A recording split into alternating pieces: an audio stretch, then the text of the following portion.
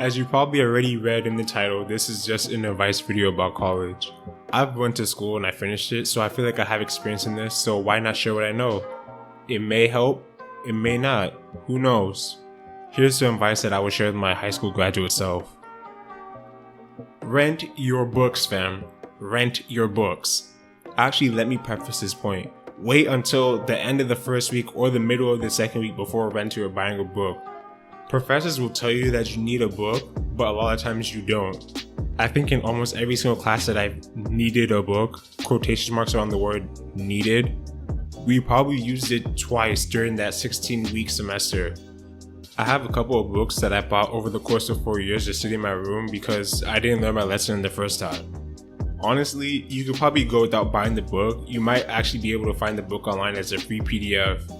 Just search the title of the author of the book and add either PDF, ebook, or free at the end of your search. Try each one of these and you'd be surprised at how many books are actually out there for free. Or actually, if you know someone who's taken the class before you, you can ask them to see if they have the book. But be wary of that because if the class requires you to have the 7th edition of the book and you try to get like a 2nd edition, it'll probably be different information. But if it's something like the class requires a 3rd edition and you're getting the 2nd edition from somewhere, you should be okay because usually if they go up edition, it's just something where they like arrange the information, but it's essentially the same content in the book. Extracurriculars. Take the time to participate in extracurricular activities. They're actually a great opportunity to meet people you never would have encountered because you don't share classes with them. I actually did this during my senior year, which was a bit too late, and I would have to say that I probably had the most fun my senior year. I think freshman year is probably the easiest year to get to meet people because everyone else is meeting people. By the time you get to your 3rd year, your junior year, people are already comfortable with who they're friends with, and I'm not saying it's impossible to make friends after your freshman year, but it just becomes a lot more difficult to do so. Make sure to stay organized and on top of things. There were times that I thought to myself, oh, I can remember all these dates, that's not a problem, I did in high school, so what's the big difference here? I don't have enough fingers on my hand to count how many times I forgot about an assignment, and I always realized that I forgot about it when it was too late to turn it in. Use Google Calendars, your phone calendar, pen or paper, just something. This was just going to reduce the stress in your life having to remember all these assignments and due dates and exam dates. Freshman 15. I feel like I have to throw this in there because it happens to some people.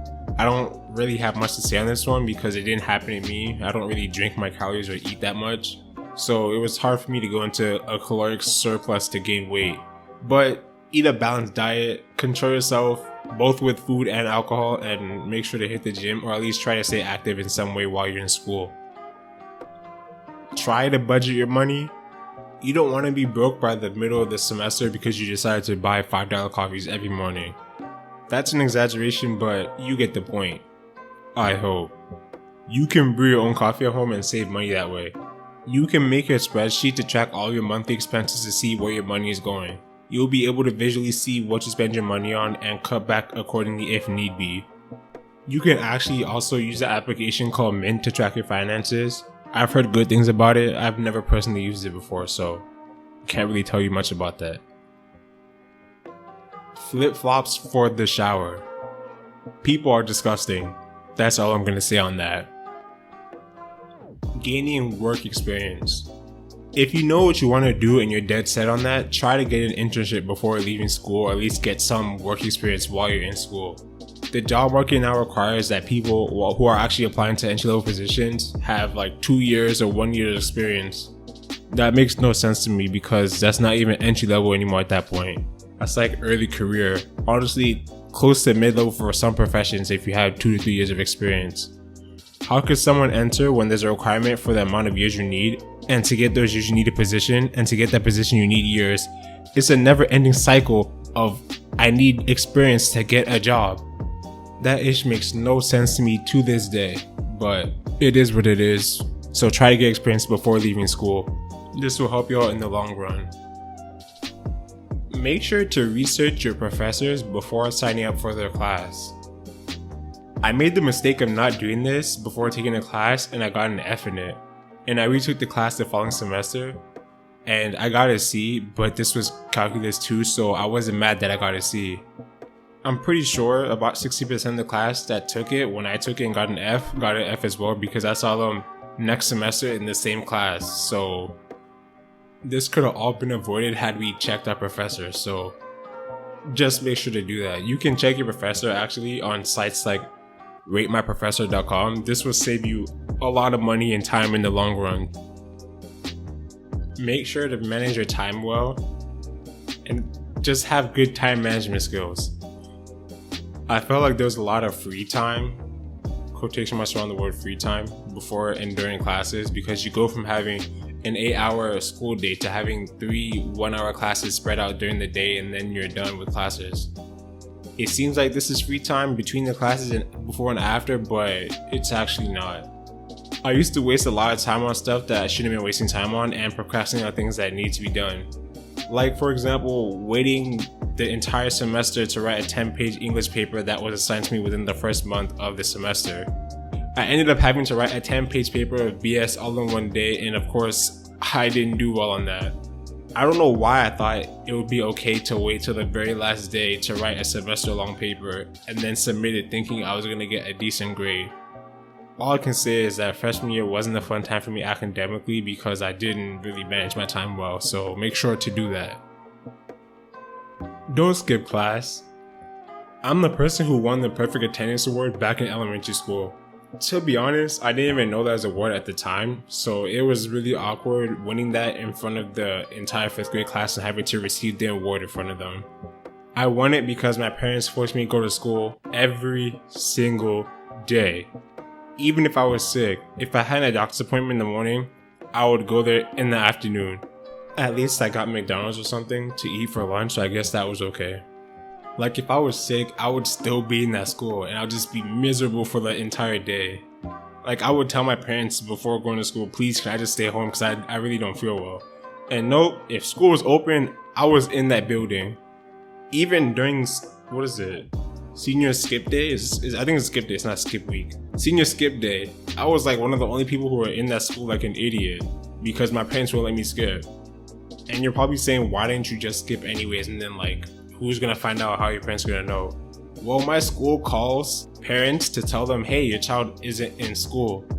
But maybe since there were so many people out that day, my school may have not did that.